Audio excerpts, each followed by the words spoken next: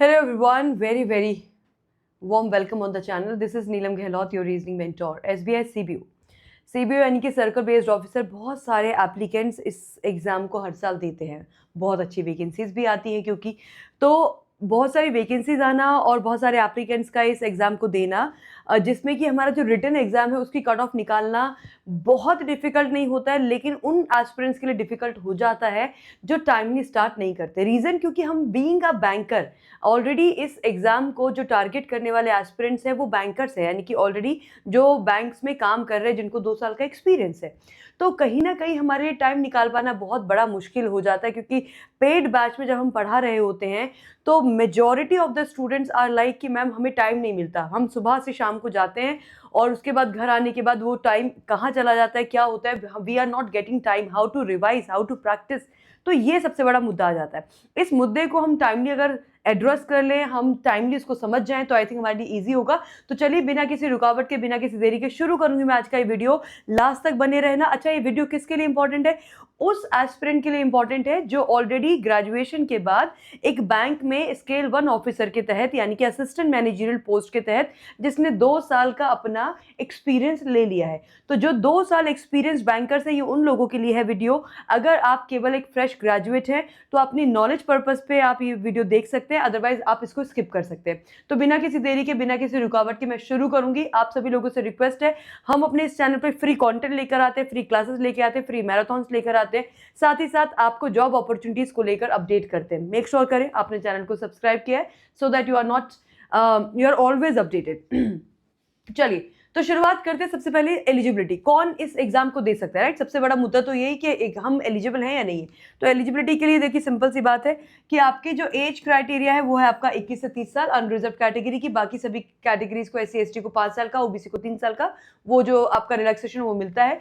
Now talking about कि आपका इसमें ग्रेजुएशन होना चाहिए पोस्ट, तो सिंपल से ग्रेजुएशन क्राइटेरिया यहाँ पे मांगा गया कि आपका एक किसी भी डिसिप्लिन में अगर आप ग्रेजुएट हो तो आप इस एग्जाम को दे सकते हैं। उसमें ऐसा कुछ नहीं कि आपको किसी पर्टिकुलर डिसिप्लिन में मांगा गया। You can be a plain graduate from any discipline, आप इस एग्जाम के लिए एलिजिबल है। लेकिन जो प्रॉब्लम एरिया आता है वो आता है यहाँ पे किसका, वो आता है यहाँ पे कि हम एलिजिबिलिटी क्राइटेरिया में एक्सपीरियंस की बात करते हैं। अगर मैं एक्सपीरियंस की बात करूँ तो पोस्ट क्वालिफिकेशन आपका एक्सपीरियंस होता है कम से कम 2 साल का। अगर आपके पास 4 साल का, 3 साल का है तो वो अच्छी बात है, लेकिन कम से कम 2 साल का एक्सपीरियंस आपसे मांगा जाता है as an officer in any schedule commercial bank या फिर किसी रीजनल रूरल बैंक में। आपने अपना 2 साल का असिस्टेंट मैनेजरियल लेवल पे या स्केल 1 ऑफिसर के लेवल पे अपना एक्सपीरियंस लिया है कम से कम 2 साल का, तो आप एलिजिबल इस पोस्ट के लिए हैं। आगे बढ़ेंगे। सिलेक्शन प्रोसेस क्या है? सिलेक्शन प्रोसेस में आपका एग्जाम पैटर्न आता है, इंटरव्यू आता है और डिस्क्रिप्टिव भी आता है। तो सिलेक्शन प्रोसेस इसका बहुत सिंपल है, साधारण सा है। आपका एक ऑनलाइन टेस्ट होगा और ऑनलाइन टेस्ट के दौरान ही आपका एक डिस्क्रिप्टिव टेस्ट होगा जो कि इंग्लिश का होगा। उसके बाद आपके डॉक्यूमेंट्स को स्क्रीन आउट किया जाएगा, नेक्स्ट प्रोसेस है। और उसके बाद फाइनली आपका जो है इंटरव्यू कंडक्ट करवाया जाता है। अगर मैं बात करूं हमारा जो यहाँ पे ऑनलाइन टेस्ट होगा, ऑनलाइन टेस्ट आपका डिस्क्रिप्टिव के साथ, वो किस तरीके का होता है? वो होता है आपका यहाँ पे इंग्लिश, 4 सब्जेक्ट्स आपके आते हैं। इंग्लिश आती है, बैंकिंग नॉलेज आती है, जनरल अवेयरनेस / इकोनॉमी आता है, और चौथा आता है कंप्यूटर एप्टीट्यूड। बेसिकली ये कंप्यूटर एप्टीट्यूड कुछ और नहीं है बल्कि रीजनिंग है, ठीक है? ये रीजनिंग होता है। इसमें सबसे ज्यादा वेटेज जो है वो है आपके बैंकिंग नॉलेज का 40 नंबर, जनरल अवेयरनेस इकोनॉमी का 30 नंबर है और इंग्लिश का भी 30 नंबर है, और जो रीजनिंग वाला सेक्शन है उसका 20 नंबर का वेटेज है। टोटल 120 क्वेश्चंस होते हैं आपके ऑब्जेक्टिव टेस्ट के, और उसके उतने ही मार्क्स होते हैं। 120 क्वेश्चन 120 नंबर का है। इंग्लिश के लिए आपको सेक्शनल टाइम मिलता है 30 मिनट का, बैंकिंग के 40 क्वेश्चन के लिए 40 मिनट का, then again 30 minute and then 20 minute. तो जितने क्वेश्चन उतना ही आपको टाइम मिलता है। तो सेक्शनल टाइमिंग है। अगर हम इसके चीज़ों पे स्पेसिफाई करें कि क्या क्या यहाँ पे हमारे दिमाग में रखने वाली चीज़ है, तो देखिए सिंपल सी बात है, नेगेटिव मार्किंग नहीं है। तो अगर किसी, क्योंकि यहाँ पे 2 एरियाज है जहाँ पे आप you can do a guess work, जैसे कि वो कौन कौन से, वो है आपका बैंकिंग नॉलेज, वो है आपका जनरल अवेयरनेस इकोनॉमी। क्योंकि यहाँ पे आपको सॉल्व करके आंसर नहीं निकालना है। यहाँ पे ऐसा हो सकता है कि आपने क्वेश्चन पढ़ा, आपको लगता है कि ये 2 ऑप्शन तो मेरा आंसर नहीं, लेकिन बाकी 2 ऑप्शन है, तो वहाँ पे आप क्या कर पाओगे? गेस वर्क कर पाओगे। तो यहाँ पे अगर आप गेस वर्क करते हो तो यहाँ पे कोई नेगेटिव मार्किंग नहीं, which is a good thing, ये अच्छी बात है। Then no sectional qualifying marks, आपको ओवरऑल क्वालिफाई करना है, कोई सेक्शन वाइज क्वालिफाई करने की जरूरत नहीं है।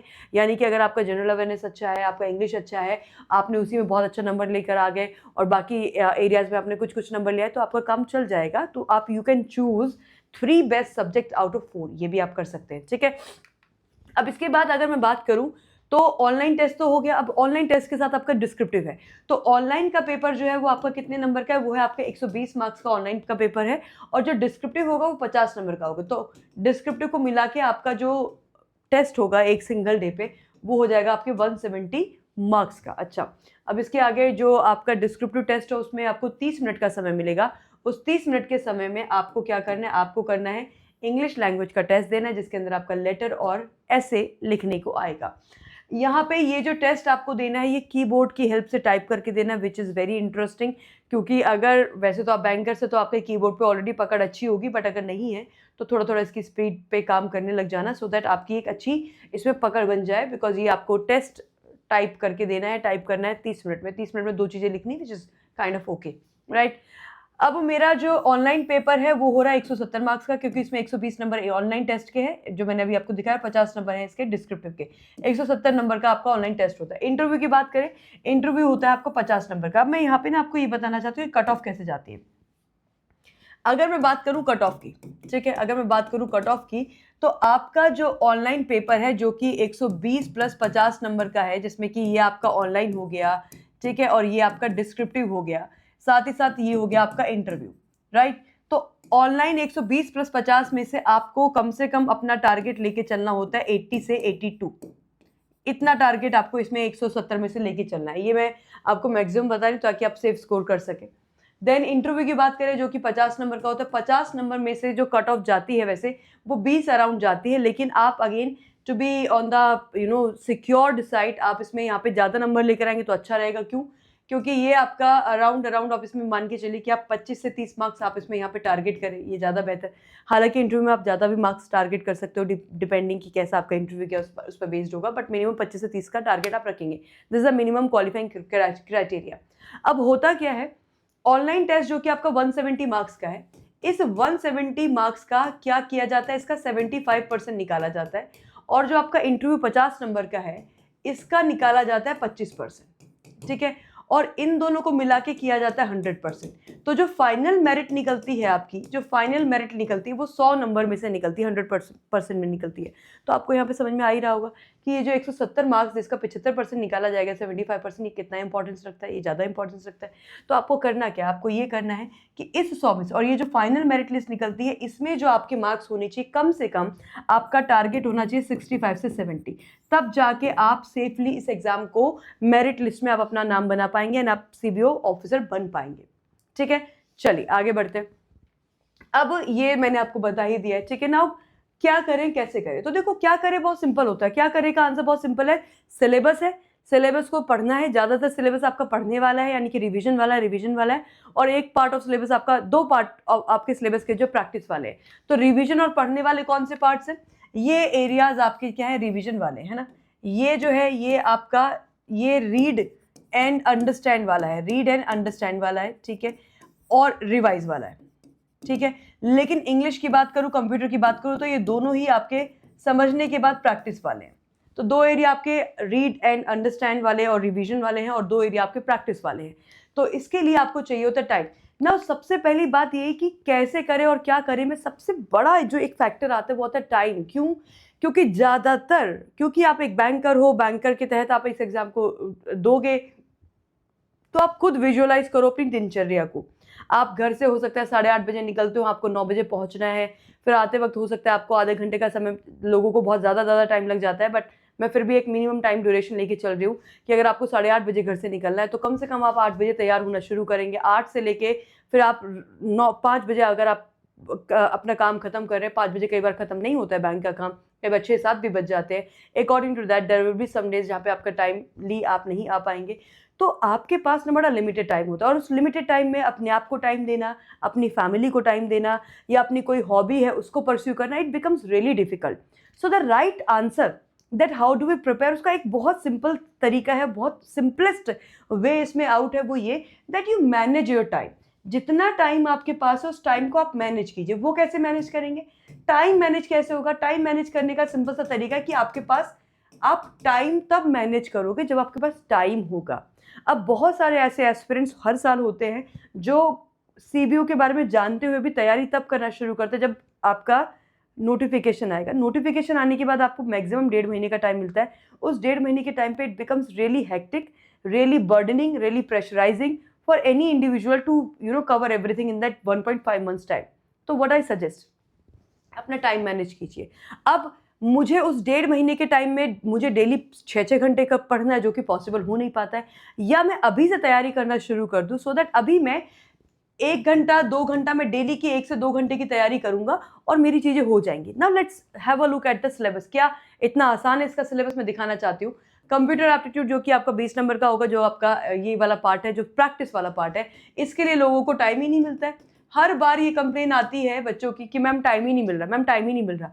टाइम कैसे मिलेगा जब आप ऑलरेडी इतने बर्डन है? तो कोशिश करें कि टाइमली आप प्रिपरेशन शुरू करें, ताकि आपको आधे घंटे का भी टाइम मिले, तो एटलीस्ट यू आर कंसिस्टेंट। आपको बहुत ज़्यादा पढ़ाई एक दिन में नहीं करनी, बट एटलीस्ट आप कुछ पढ़ाई डेली डेली करते जाएंगे तो बहुत सारी चीज़ें आपकी टाइमली प्रिपेयर हो जाएंगी। नंबर सिंबल कोडिंग है, कोडेड ब्लड रिलेशन है, कोडेड डायरेक्शन है, इनइक्वालिटी है, कोडेड स्लॉक्स है, input output, data subject. This is the entire syllabus. इसमें बहुत ज़्यादा टॉपिक्स नहीं है, बहुत अच्छे से मैं पढ़ाती हूँ। और आपने मैराथन देखी होंगी, बच्चों के कॉमेंट देखे होंगे, आप जाके पिछली मैराथन देखिए, सब कुछ वहीं से आता है। तो आई थिंक यहाँ पे बहुत ज़्यादा कुछ कहने की ज़रूरत नहीं है। इंग्लिश लैंग्वेज की बात करें तो there is a huge syllabus. Also English language आपके लिए इंपॉर्टेंट हो जाती है, क्योंकि इंग्लिश लैंग्वेज में आपको डिस्क्रिप्टिव भी देना है, तो डिस्क्रिप्टिव का भी रोल हो जाता है। डिस्क्रिप्टिव को लिखने के लिए यू शुड हैव कंटेंट। एक तो आपको लिखना क्या है वो आपके पास होना चाहिए। कंटेंट के साथ साथ आपका जो है वोकैब होनी चाहिए, आपको अच्छे वर्ड्स आने चाहिए, है ना। और साथ ही साथ आपको जो है ग्रामर का भी ज्ञान होना चाहिए। ऐसे थोड़ा ना है कि मैम आता तो है, लिख तो देंगे, नॉलेज तो बहुत सारी है, बट हमारी ग्रामर में मिस्टेक, तो फिर it will not make any sense ना। तो when you are writing, you are representing something, you are representing your thoughts, it should be very align, content wise align होना चाहिए, वोकैबुलरी उसमें अच्छी होनी चाहिए, so that it can be eye catchy, attention उसमें लगे आपको, और साथ ही साथ ग्रामर अच्छी होनी चाहिए, and you should know how to phrase sentences. ठीक है, तो ये सारा आपका इंग्लिश का सिलेबस है। It will again take some time to complete this syllabus. And then banking awareness, जो कि आपका 40 मार्क्स का है, जहाँ से बहुत बड़ा पेपर आता है। और इसकी बात करें तो this is the entire syllabus. ये जितना सिलेबस है, this is absolutely up to the mark syllabus, यानी कि इतना तो हमको मिनिमम करना है और मल्टीपल रिविजन्स के साथ करना है। देन फाइनली आता है जनरल अवेयरनेस स्लैश इकोनॉमी। उसका सिलेबस आपके सामने ये नेशनल करंट अफेयर्स आ गया, इंटरनेशनल करंट अफेयर्स आ गया, आरबीआई न्यूज़ में जो आरबीआई से रिलेटेड न्यूज़ है, business economy, indexes and ranking, central government की स्कीम्स है, एग्रीमेंट्स एंड एमओयू हैं, ये सारी चीज़ें, banking and insurance, this entire thing is covering the syllabus for your the economy section and general awareness section. Right now करना क्या है? Obvious सी बात है, सबसे पहला काम तो आपको ये करना है कि आपको टाइमली अपना सिलेबस कंप्लीट करना है। सिलेबस के अंदर 2 पार्ट है, एक है रिवीजन वाला पार्ट, जो कि आपका ये जनरल अवेयरनेस है और साथ में बैंकिंग अवेयरनेस है, और दूसरा है आपका प्रैक्टिस वाला पार्ट, जो कि इंग्लिश और रीजनिंग यानी कि कंप्यूटर एप्टीट्यूड है। टाइमली आप सिलेबस पूरा करोगे तब जाके आपको इसके लिए और इसके लिए टाइम मिल पाएगा। तो एटलीस्ट मुझे लगता है कि अगर आप अभी टाइम से शुरू कर दोगे तो आपके पास होंगे 4 महीने, और ये 4 महीने आपके पास काफ़ी होंगे, पर्याप्त होंगे to complete cover everything and with multiple revisions, with multiple practice part. ठीक है, ये सारी चीज़ें हैं। कट ऑफ मैंने आपको बता ही दी है कि मुझे जो 170 में से कट ऑफ लानी है वो मेरा टारगेट होना चाहिए कम से कम 80 मार्क्स। जो मुझे इंटरव्यू में से कट ऑफ लानी चाहिए वो मेरा टारगेट होना चाहिए कम से कम 30 मार्क्स। और जो मुझे ओवरऑल 100 मार्क्स में से कट ऑफ लानी, उसमें मेरा टारगेट होना चाहिए कम से कम 65 मार्क्स। तब जाके हम एक क्लियर पिक्चर देख पाएंगे। ठीक है, now how do we cover? देखिए, कवर करने के लिए मैं सीधे बोलूंगी कि भाई हमारे पास इतना टाइम नहीं होता है, हमारे पास इतना टाइम नहीं होता है एज बैंकर्स। तो बहुत सिंपल सी बात है, just get into the paid guidance. मैं सिंपल बोलूंगी क्योंकि मुझे पता है सीबी वाले बच्चों के साथ हर बार क्या प्रॉब्लम आती है। हाँ, अगर आप रिपीटर हो, आपने पहले भी 1-2 साल एग्जाम दिया है सीबीयू का, आपने एक बार सिलेबस पूरा कर लिया है, इस बार आपको केवल प्रैक्टिस करनी, तो फिर आप फ्री क्लासेस में जा सकते हैं। हम फ्री क्लासेस करवाते हैं। जब एग्जाम आता है तो उससे 7-8-10 दिन पहले फ्री क्लासेस आपकी प्रॉपर शुरू हो जाती है, मैराथन्स होती है। अगर आपने 1-2 साल पहले तैयारी करी है तो आपके लिए वो बेनिफिशियल होगा, वहां से कर सकते हो। वो डिपेंड करता है कि आपकी तैयारी किस लेवल की हुई है। अगेन मैं इस बात पे फोकस करना चाहूंगी। बट अगर बिगनर हो तो फिर बहुत ज़्यादा चांस इफ एंड बट करने की जरूरत नहीं है, और आप बैंकर हो तो आपके लिए ऐसा कोई बहुत बड़ी बात नहीं कि आप एक बैच अफोर्ड नहीं कर पाओगे। तो सिंपल सा अपना सरदर्द कम करते हुए सिंपल मेंटरशिप में आइए और मेंटरशिप में अपनी क्लासेस लेना शुरू कर दो। क्या क्या क्लासेस होंगी, कैसे होंगी? This is a well curated course जो हम अभी शुरू कर रहे हैं, और इसी चीज़ को दिमाग में रखते हुए शुरू कर रहे हैं ताकि आप में से बहुत सारे इस चीज़ का बेनिफिट उठा पाएं। नाउ इस कोर्स को बाय करने के लिए हमें क्या करना होगा? हमें जाना होगा अड्डा 24/7 की एप्लीकेशन पे। तो सिंपली अड्डा की एप्लीकेशन पे जाओ, जिसको डाउनलोड करने का लिंक इस वीडियो के नीचे लगा है। जैसे ही आप अपनी एप्लीकेशन को ओपन करेंगे कुछ ऐसा प्लेटफॉर्म, ऐसा इंटरफेस दिखाई देगा। ऑल कोर्सेज पे जाइए, रेगुलेटरी बॉडीज़ पे जाइए। रेगुलेटरी बॉडीज़ में आपको ये दूसरे नंबर पे सीबीओ बैच दिखाई देगा। अब ये जो सीबीओ का बैच है, मैं इसकी कुछ डिटेल्स आपके साथ शेयर करना चाहती हूँ। आप चाहें तो बैंक महापैक, अगर आपके पास बैंक महापैक प्लस है तो आपको सीबीओ का बैच अलग से लेने की जरूरत नहीं है, वो उसमें इंक्लूडेड है। और इस समय ईद का ऑफर चल रहा है तो ट्रिपल वैलिडिटी पे आपको बैंक महापैक प्लस मिल रहा है, तो चेक कर सकते हैं। What I am trying to tell here is कि सीबीओ का बैच आपको इसके अंदर मिलता है। ये अगर आपके पास पहले से है तो आपको बैच अलग से लेने की जरूरत नहीं है। और अगर आपको बैच लेना है, अगर आपके पास महापैक नहीं है और बैच लेना है या महापैक लेना है, तो अगर आप महापैक लोगे तो ज़्यादा फायदे में लोगे, एल्स आप बैच पे भी आ सकते हो। जैसा आपको ठीक लगे वैसा आप कर सकते हैं। अगर मैं सीबीओ का बैच पे जाती हूँ तो आपको दिखाई देगा कि इसमें 173 ऑनलाइन लाइव क्लासेस आपकी होंगी। 159 इसमें ऑलरेडी रिकॉर्डेड वीडियोस पड़े हुए हैं जिनको आप जाके देख सकते हैं। इस बैच की वैलिडिटी होगी पूरे के पूरे 12 महीने, यानी कि 1 साल की वैलिडिटी आपको मिल रही है। और थोड़ा आप नीचे आएंगे तो आपको दिखाई देगा कि इसके अंदर कौन कौन फैकल्टी पढ़ा रहे हैं, उनका जो वर्क एक्सपीरियंस है वो कितना है। और उससे बड़ी बात मैं यहाँ पे दिखाना चाहती हूँ, यहाँ पे जाके आप क्लिक कीजिएगा स्टडी प्लान पे। स्टडी प्लान पे क्लिक करेंगे तो आपको सबके स्टडी प्लान दिख जाएंगे। मैं आपको ओपन करके दिखाना चाहती हूँ। इंग्लिश का स्टडी प्लान क्लिक करेंगे तो ये आपकी क्लासेस शुरू हो रही है मई 29 से, यानी कि 29 ऑफ मई से आपकी इंग्लिश की क्लासेस शुरू हो जाएंगी। जैसा कि आप देख पा रहे हो, इस स्टडी प्लान को आप क्या कर सकते हैं, डाउनलोड करके अपने पास रख सकते हैं, सो दैट यू नो आज मेरा क्या टॉपिक होगा और किस तरीके से कंप्लीट होगा। ठीक है। देन कंप्यूटर एप्टीट्यूड का प्लान यहाँ पे दिया हुआ है। कंप्यूटर एप्टीट्यूड की क्लासेस आपकी जून 5 से आपकी कंप्यूटर एप्टीट्यूड की क्लासेस शुरू होने वाली है। इसी तरीके से अगर आप जाएंगे आप देखेंगे बैंकिंग एंड फाइनेंशियल अवेयरनेस का स्टडी प्लान, तो इसकी क्लासेस आपकी जून 22 से शुरू होने वाली। तो everything is getting started on perfect time so that you can cover everything in perfect time. ठीक है। तो आपको क्या करना है, आपको सिंपली अपना यहाँ पे जाके करना है बाय नाउ।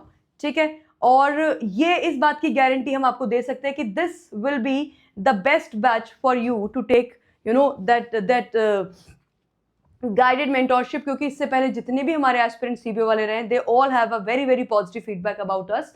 आप चाहें तो हमारे कमेंट सेक्शन में जाके देखेंगे, आपको वहां मिल जाएगा लास्ट ईयर की मैराथन के अंदर, तो यू विल सी दैट। या एग्जाम एनालिसिस में जाके देखेंगे तो आपको वहां पर भी मिल जाएगा।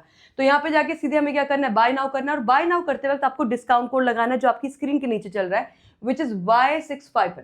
ये बहुत जरूरी है, डिस्काउंट कोड लगाना। सीधे अप्लाई कर दीजिएगा और अप्लाई करने पे आपका ये जो बैच है ये डिस्काउंट पे आपको मिल जाता है, विच इज 79% का डिस्काउंट।